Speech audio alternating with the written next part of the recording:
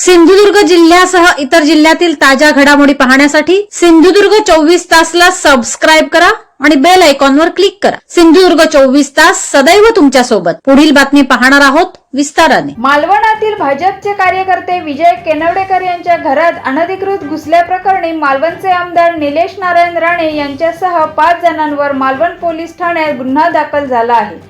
याबाबतची माहिती दस्तूरखुद्द आमदार निलेश राणे यांनी पत्रकारांशी बोलताना दिली। मात्र याबाबत मालवण पोलिसांशी संपर्क साधला असता त्यांनी कोणतीही माहिती देण्यास नकार दिला आहे। या प्रकरणी काय गुन्हा दाखल झाला आहे? गुन्हा दाखल झाला आहे, पण त्यांच्यावर नाही, माझ्यावर। हे अपेक्षितच होतं। त्यांना साधी नोटीसही नाही आणि माझ्यावर जरा खाली घ्याल प्लीज। हो, जरा प्लीज। हो, नाकात जाईल नाही। तर गुन्हा दाखल झालेला आहे आणि जसं मी सांगितलं हे अपेक्षित होतं, याच्यात काही नवीन नाही।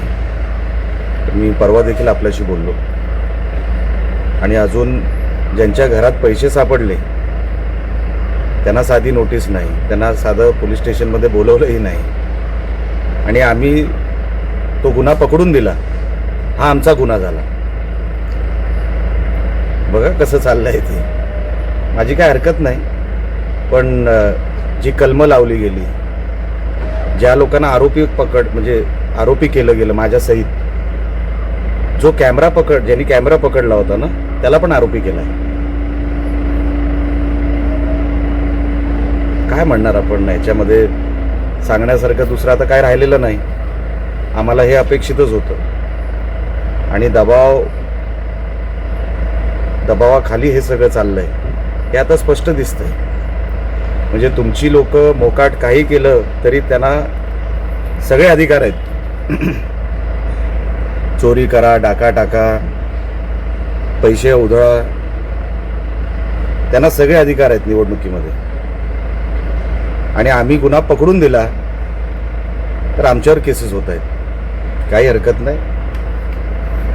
असे अजून 10 केसेस माझ्यावर झाले तरी पुढचे जे काय 3-4 दिवस आहेत मी काय यांना सोडणार नाही।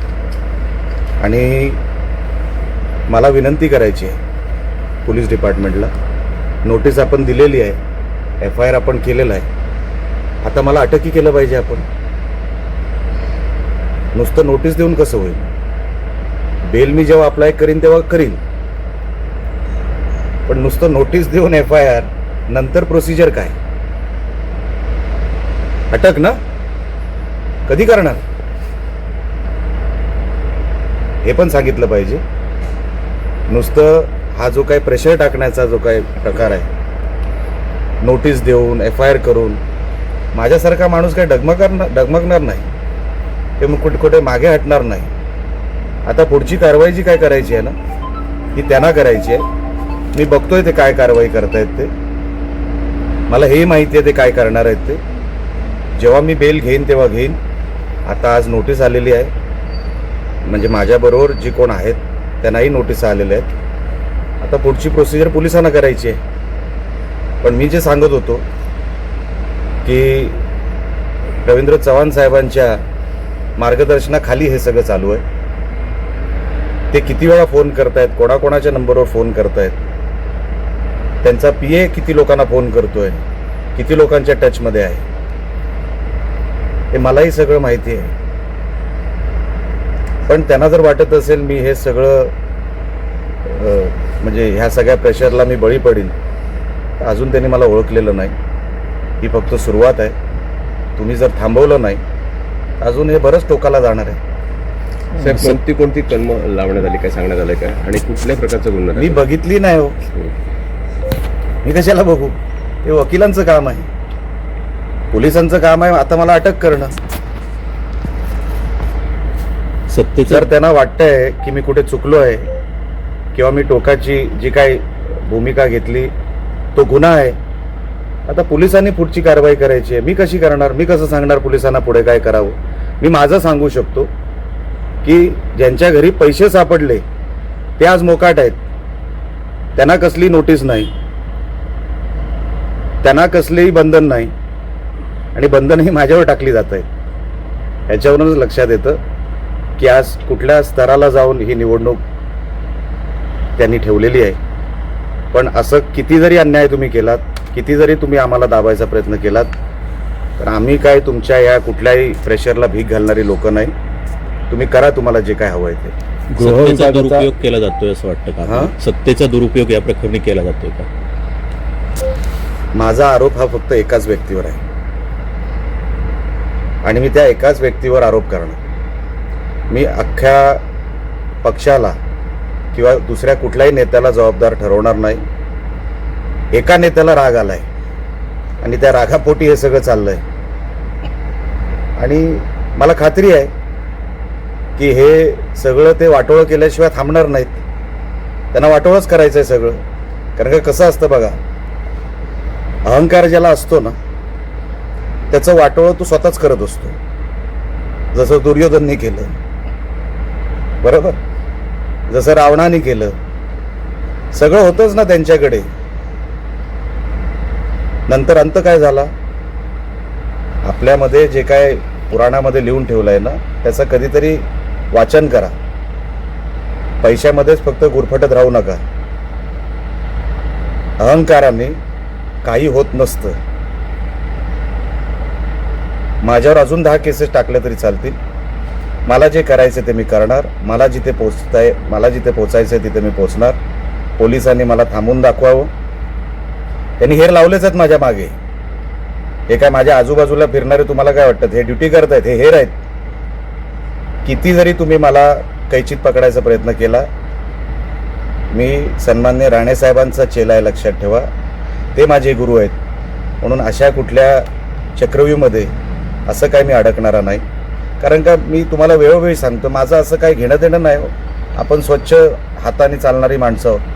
पण त्यांना जे घडवायचं आहे ह्या जिल्ह्यामध्ये त्या कल्चरच्या मी विरोधात होतो. आता त्यांनी तो वॉर पर्सनल केला, काही हरकत नाही. मी हेच तुम्हाला सातत्याने बोलत आलेलो. रोज रोज तुम्हाला पण किती सांगणार, एकच विषय आहे. पण आज केसचा विषय जो आहे ते माझे वकील बघून घेतील आणि जोपर्यंत मला बेल मिळत नाही तर मला फिरू द्यायचं की मला अटक करायचं हे आता पोलिसांवर आहे. गृहविभागाचा दबाव आहे का? मी साहेब ह्या अगोदरच्या प्रश्नाचं उत्तर देतानाच आपल्याला सांगितलं की माझा आरोप हा फक्त एकाच व्यक्तीवर आहे.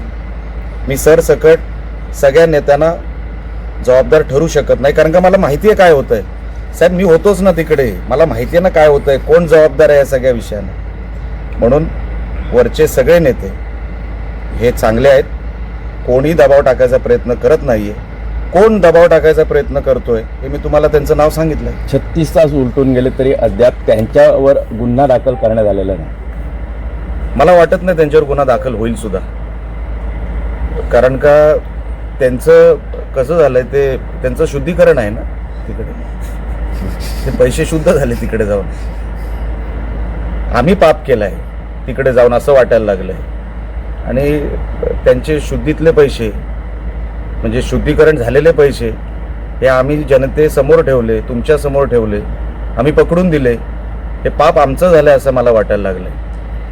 पण जनता सगळं बघून आहे, सगळं कळतं. येणाऱ्या रिझल्टमध्ये हे सगळं करून सुद्धा जर भारतीय जनता पक्षाचे उमेदवार सगळे आपटले पडले तर तुम्ही आश्चर्य वाटून घेऊ नका. Thank you sir. रम्य समुद्रकिनारे, वळणावळणाचे रस्ते आणि टुमदार मंदिरे पाहण्यासाठी पर्यटकांची पसंती नेहमी कोकणाला असते. निसर्गाच्या समृद्धीबरोबरच फिरताना कोकणात मनमुराद निसर्गाचा आनंद लुटण्यासाठी आला तर मग कशाला करता राहण्याची चिंता.